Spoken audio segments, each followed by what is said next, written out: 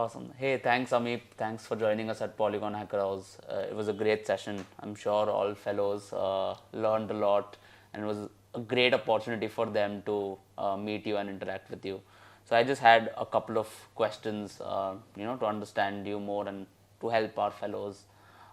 So since QuickSwap is the largest DEX now on Polygon, and valued at 1 billion plus. What was the story behind QuickSwap and how did it kind of start?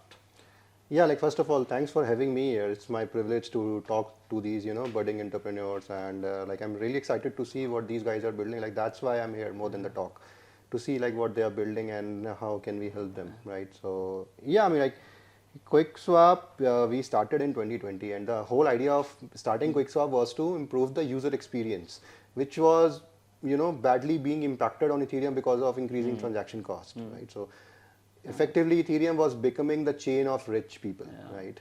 You cannot do a transaction, let's say $100 transaction, if you have to pay $10 as a fee. So that's again one of the biggest user experience problems. So if you want to bring, let's say, next million or a billion users that we all talk about, you need to solve all these problems. With that in mind, we started QuickSwap because we realized that layer 2s are going to shoot up in 2020 with all the activity happening in the space. So why not launch a DEX over there? Right? Start a DEX, and where even a very a normal or an average user can come, can trade without worrying about the transaction cost. Transaction cost is one of the biggest worries of people doing interactions on Ethereum chain, that they basically pick up a time that right now it's 10 GUI, let's do a transaction. It's 100 GUI, let's wait, right? So we wanted to solve that problem, that whenever somebody is doing a transaction, they should not worry about the transaction cost, right? So with that goal in mind, we launched, started QuickSwap, and then we solved a lot of other user experience problems as well, like from the design perspective, the way it looks, the way it feels, right? Like in early days, it was like, if you understand DeFi, if you understand DEXs, then only you'll be able to use QuickSwap, Uniswap, or any other protocol, because you need to understand slippage, what is slippage, what is slippage tolerance, what is price impacts, what is liquidity, what is impermanent loss, all that stuff, and a lot of problems, right? So now we are trying to solve that. We have solved it to, I would say, to level 1, but there are a lot of levels that we'll still have to accomplish. But the overall goal was to solve the user experience problem and build a good decentralized exchange on Polygon or layer 2. Makes sense. Awesome. Yeah. So what does the journey look like ahead for QuickSwap? Ahead for QuickSwap. So when we started, like as I said, we were just focused on a single product. But then we realized that if we are able to do that, why not convert this single product into a suite of products or into an ecosystem? Why not create an entire DeFi ecosystem, right? So right now, the goal or roadmap for QuickSwap is to convert into a DragonFi ecosystem. We call it a DragonFi ecosystem. Like QuickSwap is symbolized by the dragon, like you must have seen that dragon symbol and all that stuff. So we are setting up a DragonFi ecosystem wherein you'll see a lot of DeFi products. Like we'll have isolated lending markets. We already have prediction markets. Then we are working on leverage farming as well, right? Then we are working on a different set of products, structured products as well. We're also launching V3. So the overall goal is to create an ecosystem where user should not go somewhere else if he wants to do anything in DeFi. It's available on QuickSwap. One-stop solution One-stop shop for DeFi. Right. Awesome. And so, what would you? There are a lot of builders who are just starting to get into Web3, and you've been in this space for a long time, and things have changed now. So what would the advice be for everyone at Polygon Hacker House, anybody who's taking part in DevFolio hackathons, anybody who's just starting out in Web3, right? What would kind of be the advice to all these builders?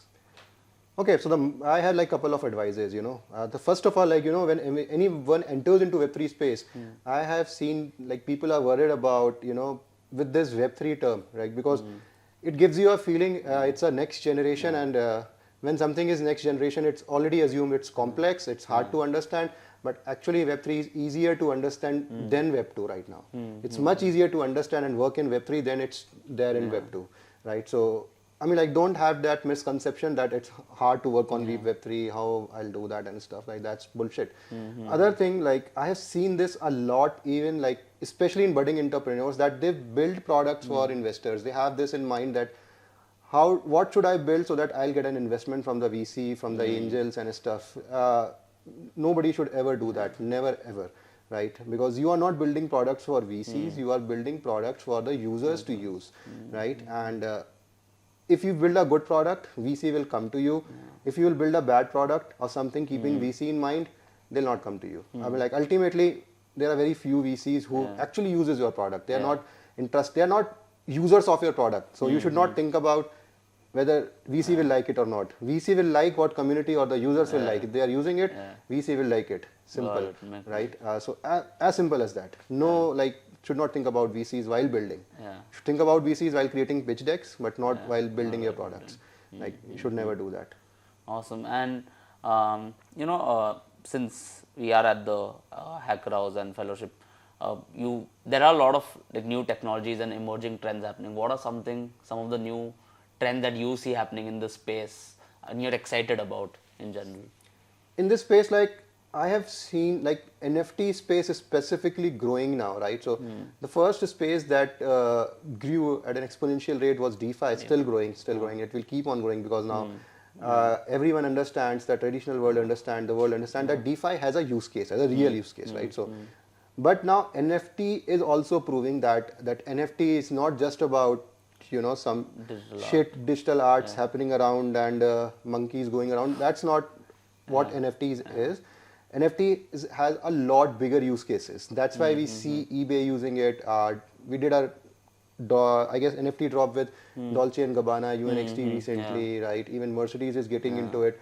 So now it's being used to actually symbolize or digitize the actual physical assets onto the digital realm, I would say, right? So this specific space, now the use cases that are coming up now, like I'm like very, very excited about it. Super excited about it. Like how do you do an in-game assets into NFTs? That will happen very soon, very soon, right? And all your supply chain stuff will happen on NFTs.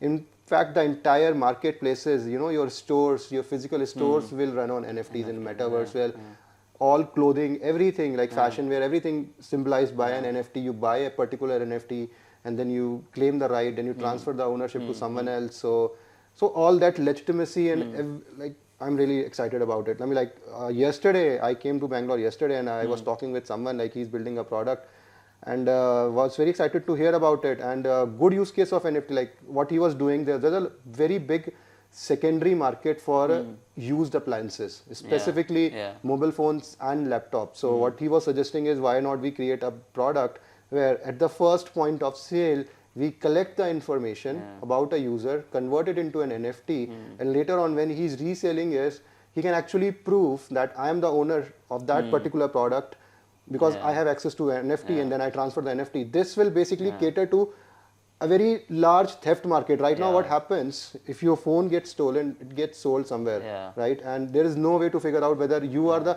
let's assume you are buying a phone and you don't want to buy a stolen phone, but you don't know whether I am the actual owner or someone else is, right? So again, like a very good use case of NFTs to solve this theft problem and at least reduce it.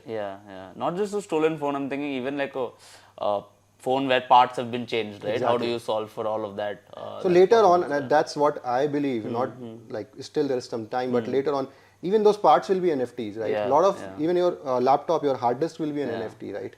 So it will be a composite, your laptop will be an NFT made out of multiple NFTs, a composite of multiple NFTs. So you choose an NFT, I want this hard disk, I want that, and things happen. But from the user perspective, do you think they need to know it's an NFT, or like it will just happen in the background? From the user's perspective, again, like if user need to know it's an NFT, it's a bad user experience.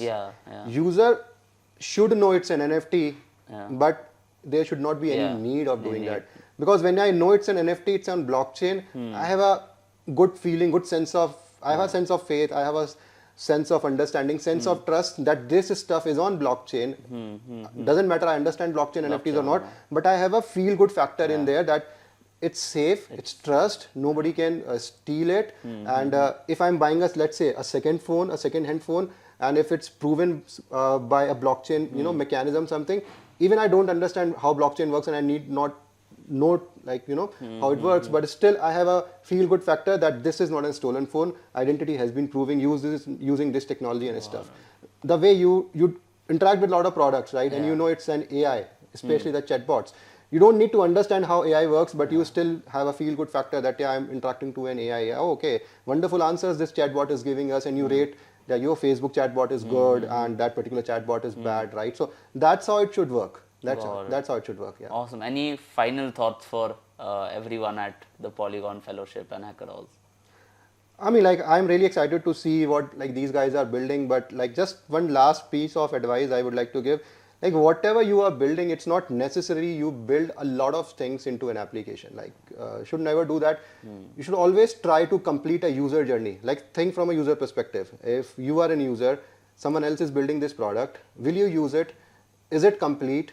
Right? Or there are still some blockers or obstacles. Should fix that, right? Build a very minimal product, very minimal product, but it should complete the circle. Yeah. Circle should not be missing, right? It should be complete. It should be complete. If you do that, if you are able to achieve that, phenomenal, awesome, right? You will have users. Otherwise, you will not have users. Perfect. Thanks a lot for your time, Sameep. It was great having you here. Thank you. It's my privilege to be here.